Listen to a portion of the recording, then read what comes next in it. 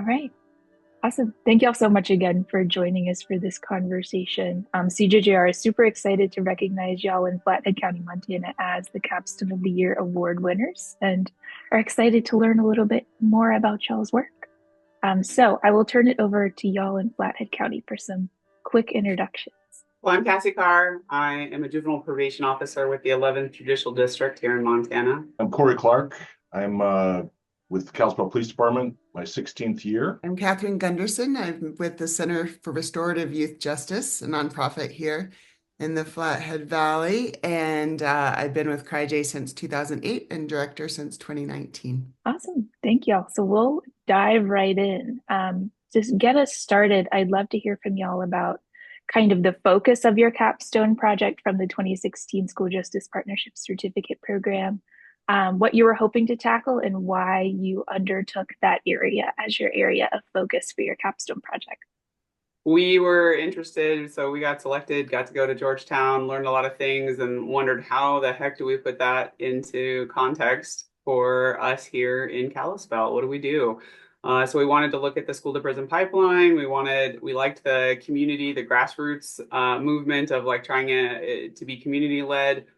Youth court's perspective would be trying to keep kids from coming into our system in the first place, right? Like it's one of the biggest risk factors is kids dropping out of school. And we wanted to see what that looked like in Kalispell, Montana. So that's where we started with all of this, trying to look at the data. We did a huge data dive, looked at the crossover kid, and what we found is the disparities that were there, like the school to prison pipeline stuff, right? Like what disparities were there versus here.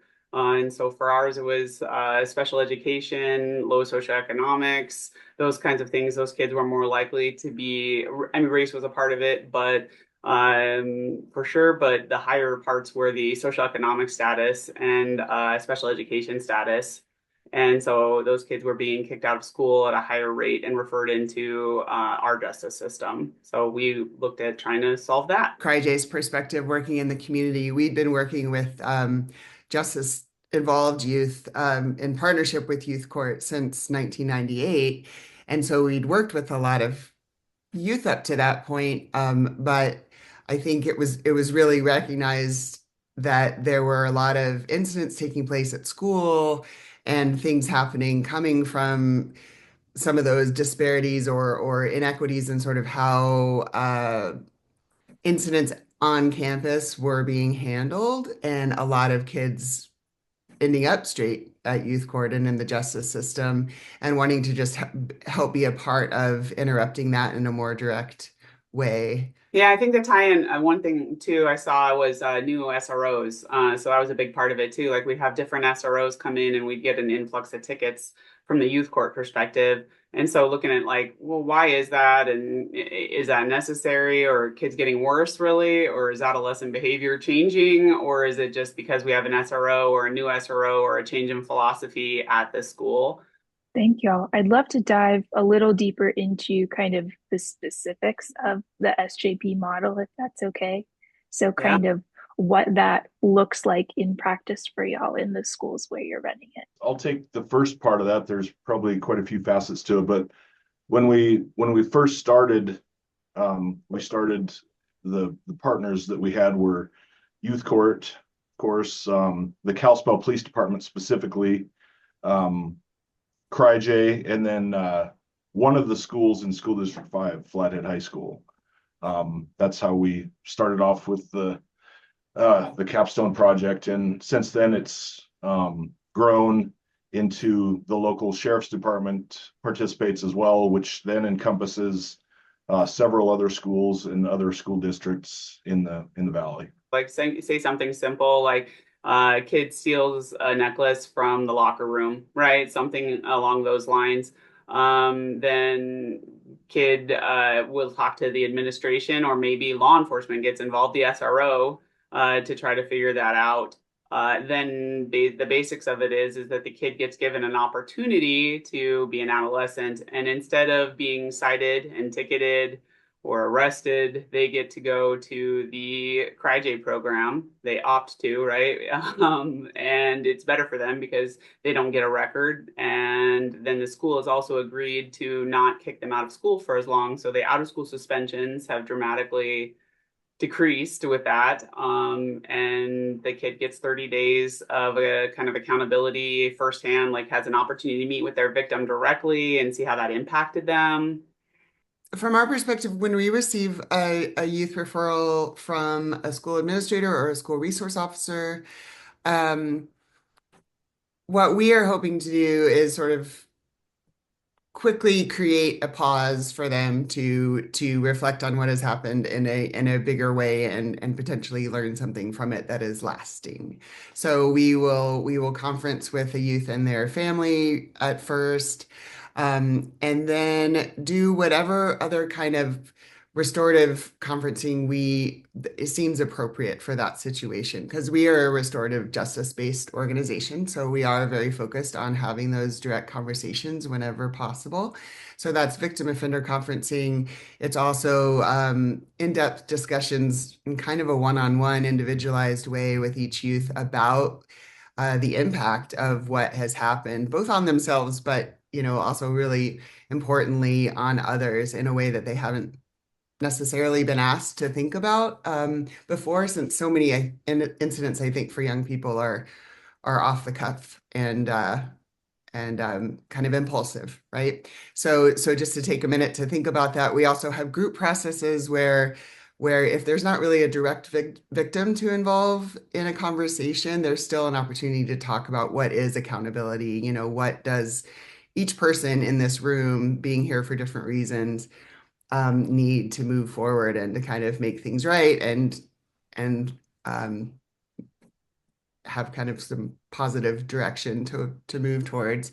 And then, so every youth is going to be participating in some form of restorative conferencing while at CRYJ. And then also another thing that we've developed in our program over this last couple of decades is how to take it a step further. What are some of the life skills and the self-reflection and some of the tools that they can have to manage their own self-regulation or situations that come up in life in a different way in the future. So we have peer workshops that are all teens talking about things like what is conflict and what are some ways to manage that, and what is anger and when does that come up, and what are some ways you can sort of help diffuse that.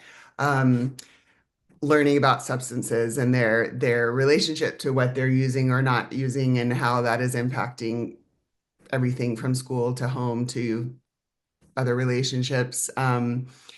Thinking about who are safe adults in their lives, who are people that they trust on campus, at school, because so many of our kids are coming in saying that they don't feel connected to school very, very much at all. In fact, occasionally they've even begun a disenrollment process, by the time we talk to them.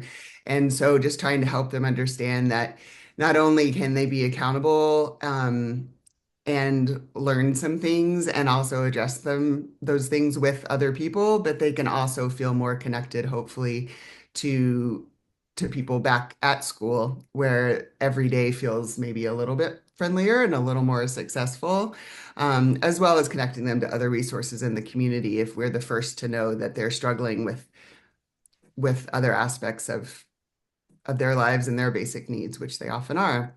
And so I think the sum total of doing all of those things over the course of a few weeks at CRYJ, it's not residential and it's not meant to be therapeutic, but just a place that they are coming for a couple of hours, a couple of times a week, to have these kinds of conversations. I think the sum total is that, most of these kids are completing successfully, almost 95% of them usually. And most of these kids are going on to not have future incidents of those types. So something about it seems to help it stick. Thank y'all for that background. I know, Corey, you mentioned a couple of different partners that y'all have needed to have at the table relative to this work. And I know that y'all's partnership with CRYJ has been really instrumental here. So I'd love to dig a little bit deeper into exactly kind of who y'all needed to have at the decision-making table related to these efforts and what those partnerships have kind of looked like? There had to be some convincing that went into the start of this. I mean, you don't just make a decision for the chief of police, they have to be involved, the judges, if you break down Cassie's world into its separate parts. And then it's just a group effort. It's big with the schools because, the person that was at the original signing of this is the superintendent of schools. And you have to get buy-in from people that have to do the work, the principals that are doing the discipline. They have to, they can do it and just go through the motions, but you want them to actually believe in what they're doing as much as you do. And if you get to that point, then you can get it to a point where it runs like it does for us now. You take Cassie's earlier example of the stolen necklace. The administrators that we have now and going forward know that they don't even have to involve the SRO in something like that if they don't want to. That can be a direct referral from them. Partnership wise, it was just really important to all come listen to one another and find out like why and educate. Like from youth court perspective, we are the quote unquote experts on kids, right? And adolescent development and what we're doing. We hold them accountable. We go through that piece of it. So it was important for us to branch out to both the school system and teach them, like, I know you're really frustrated with this kid, but however, all you're doing is increasing the odds that the kid is going to end up in prison or incarcerated as an adult. And so going back and really reminding them that like each of the legs are really important. We don't have silos anymore. We really work to try to build, take those down and share, like, here's our data. This is what it looks like. This is how many kids are coming in. And the same with the law enforcement lens, right? That kid's really irritating. I mean, there are many times Corey and I would sit, we had offices right next to each other. And I would like, it's okay. I know that kid was like special. Like he's really getting under your skin. He's gotten under everyone's skin, but like, let's just break this down and like, let him have the same shot that everybody else is going to get. We're all going to have equal shots. They get one try. And even though that kid's on probation, that's what we gave up. Like, even if that kid was already actively on probation, if that kid committed an offense in the school, it was kind of ollie oxen free, right? They still got the opportunity that every other kid did. So it's treating them also equally. And then explaining that to our partners and then getting the county attorneys involved, and then the judges, and it moved up from there, right? And it was a carrot and a stick. Hey, this is good for the county attorneys. You have less work to do. If we can divert more from you, you have less. Judges, same thing. And not only is it good for adolescents, but less work, less hours on the bench dealing with adolescent behavior. And from law enforcement is the same thing. You don't want to be the person that gets the ACLU after you because you've ticketed so much from, one school, or you don't want to be, and the school's perspective too. We had that happen where you were one of the worst schools ranked by the ACLU because of the amount of tickets that were out there. Well, when you boil that down, it's something simple of like, you're just writing tickets for like vaping, for example, right? Like, how about you stop ticketing that? Back in the day when I went to school, at least, right? If you got caught smoking, they would take the pack of cigarettes away and you'd have some kind of school consequence versus having the law enforcement get involved. We had different meetings that we've had as we've expanded and grown and just kept things going. And in some of those instances, like Cassie said, we tell the same stories. And those were the kids that were hard to give the same chance when they're the ones that are making you angry or have done something, that angers the principal or whatever it is. But once you can get everybody on the same page that they get the same chance, then it makes more sense.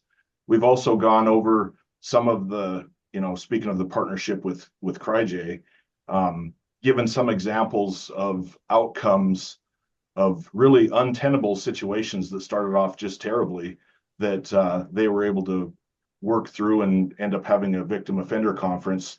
And we share those, without names, but we share the outcomes of some of those with the sheriff, the chief of police, the county attorney, and the results really speak for themselves, because you can't get the kind of results that we get with this program through any other means. I would say from the CRYJ perspective, I think, maybe there's a a desire as a community organization to be sort of affecting change or starting conversations, and getting people on the same page kind of from the bottom up, right? Where you want people to believe in it. And if it, and I think that is still the case.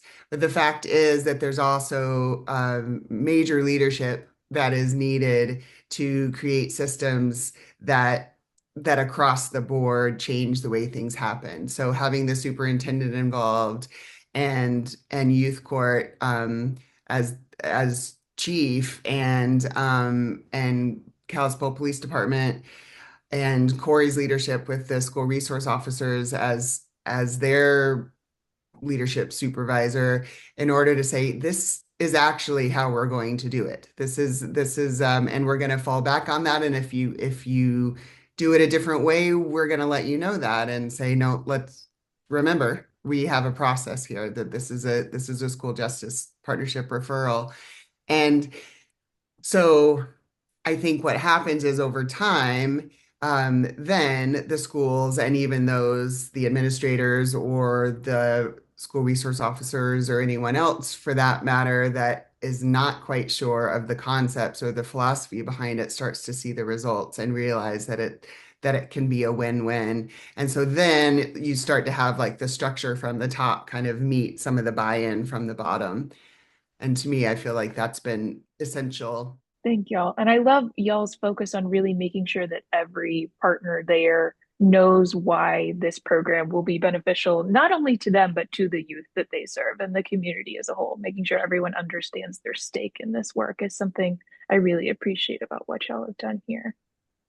Um, okay, moving to my next question. Y'all have briefly touched on what the impact of this work has been in your community, but I'd love to dig a little bit deeper into kind of what impacts y'all have seen on the youth that you serve, the schools that are involved in the SJP model, and your kind of community as a whole related to this work. What have the impacts of these efforts looked like?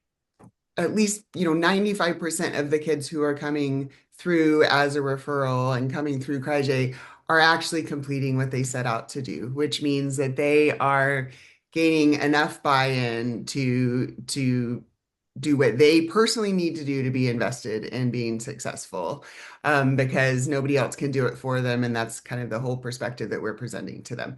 So there's that. And then most kids, I mean, the recidivism rates for kids that complete the program are 10% or less consistently. It's often even lower than that from a school perspective, from the school partnership side. And we are, collecting information from them, kind of their own youth and parent sense of where they're coming in at the beginning of their program and where they're leaving. And that's outcome measures such as your sense of how your actions have impacted others. And we see a huge increase in that, a sense of feeling more connected to people in your school community or others in your community. And we see a huge increase there. Another piece of data would be, do you feel more confident to make decisions that you feel good about? You feel like you can ask for help when you need it. You feel like you have a sense of some hope for your future that maybe has increased over time. Because I think a lot of times you have kids that this is part of that recidivism cycle in general, is youth who sort of define some self-image around getting in trouble, and sort of that's part of the feedback loop I think that happens, as well as with the adults in a youth's life who perpetuate that cycle.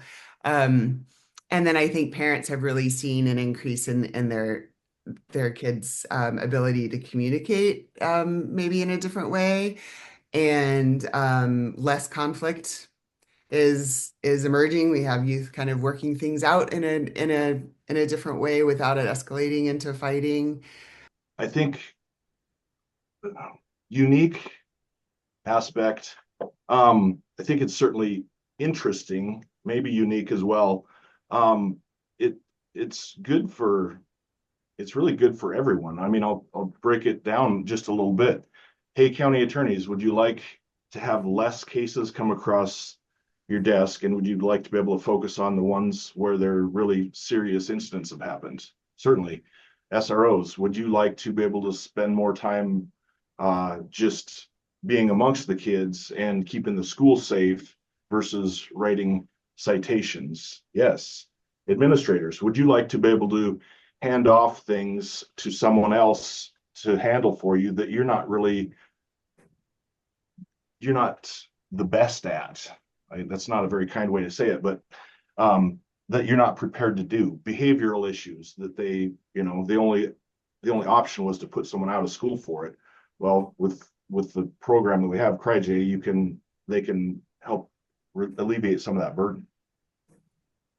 And I think we are able, as an independent organization, to take the time that's needed to make that happen in a way that school personnel and youth court personnel, there's so many other facets to what everyone is doing. And so for our purpose to slow down a little bit and give youth the chance to go through those motions in a meaningful way is part of why it's important to have a piece of a partnership, being just seeing it through and having the time to do that with care.